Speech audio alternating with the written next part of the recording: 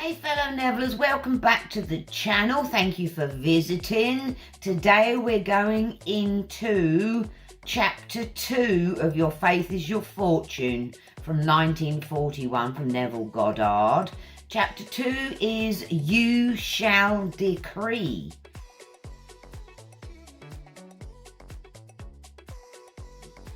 So, right up in this chapter is the explanation from Neville of Isaiah 55:11, which isn't what we think it is, but Neville will set us straight, as in, never fear, Neville's here to give us some Bible translation, because if you know already, the whole Bible is our autobiography.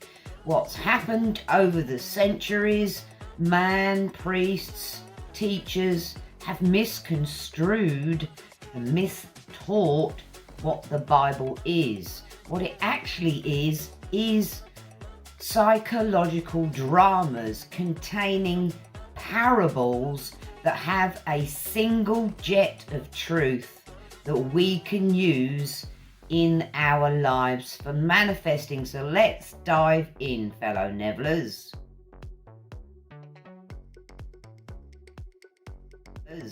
So right at the beginning of the chapter, Neville shares a Bible quote. So shall my word be that goeth forth out of my mouth. It shall not return unto me void, but it shall accomplish that which I please, and it shall prosper in the thing whereto I sent it. Isaiah 55 verse 11. Now Neville tells us exactly what that means.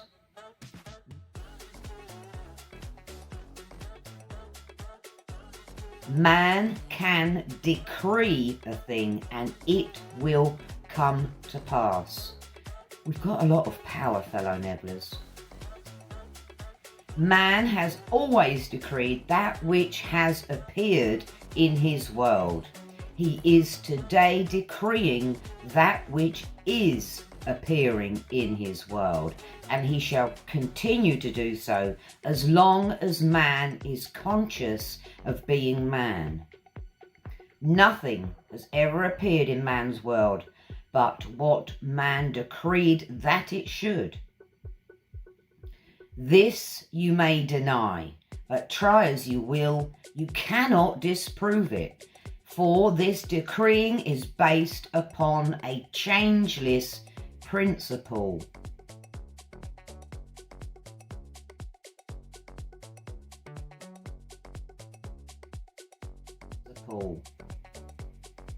Man does not command things to appear by his words, which are more often than not a confession of his doubts and fears. Decreeing is ever done in consciousness.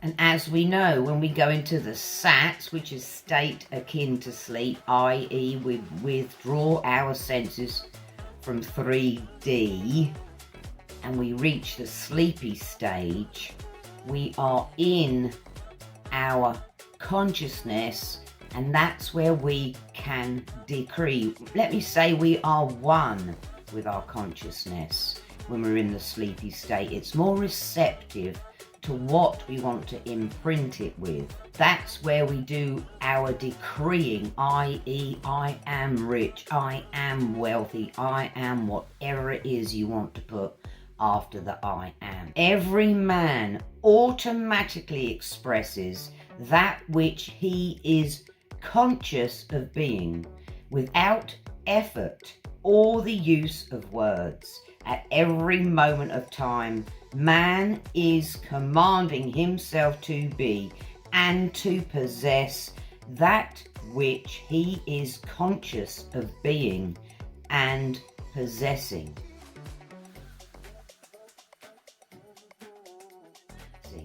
So Neville right here tells us, without any words, or any effort you and me and you are decreeing all the time. So we best get our decreeing correct.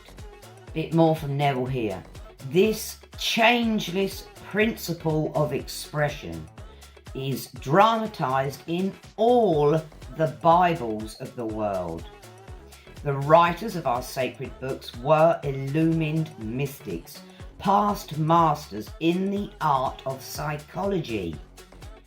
In telling the story of the soul, they personified this impersonal principle in the form of an historical document, i.e. the Bible. It's historical is what they did.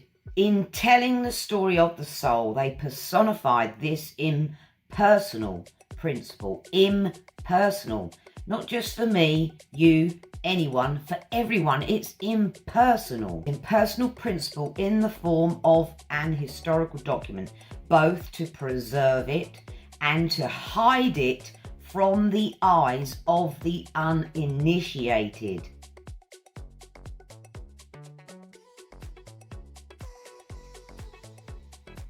Today, those to whom this great treasure has been entrusted, namely the priesthoods of the world, have forgotten that the Bibles are psychological dramas representing the consciousness of man.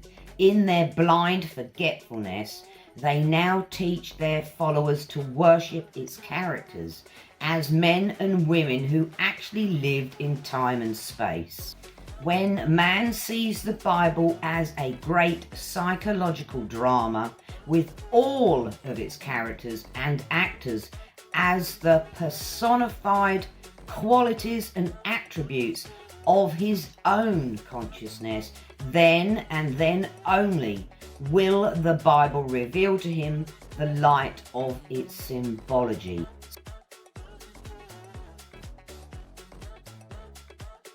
So we'll leave the lecture right there, fellow Nevillers. It's 4 or 5 pages long, and we'll split this video into 2 or 3 parts. The main part is Neville trying to get over to us how the Bible isn't what we think it is. We'll deal with more explanation of what it actually is and go deeper into that in the next video. First Bible quote, fellow Nevillers, he says, "So shall my word be that goeth forth out of my mouth. It shall not return unto me void."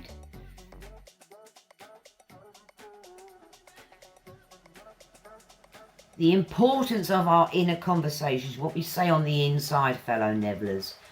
What we say inside ourselves, our greater self, God, is what we manifest in the outside world, out there in 3D.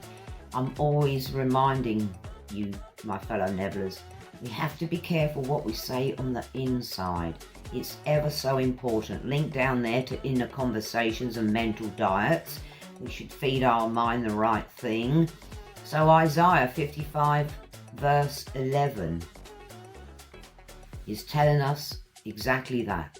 What we say, our word will not return unto us void. And Neville also says here, man is commanding himself to be and to possess that which he is conscious of being and possessing.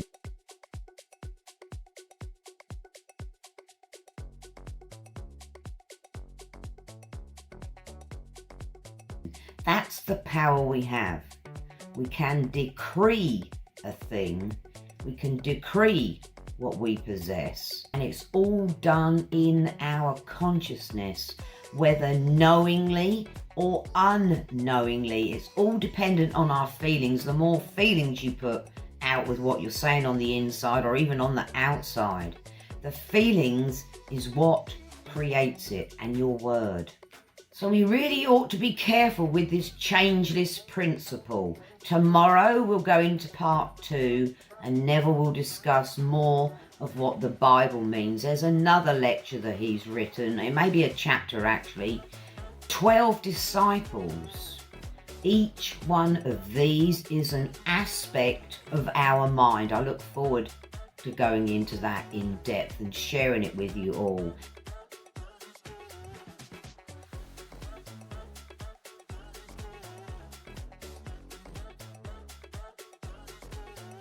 Thank you for your time and attention, fellow Nevillers. Please give the video a thumbs up if you found it useful. YouTube loves it and so do I. They will promote my videos.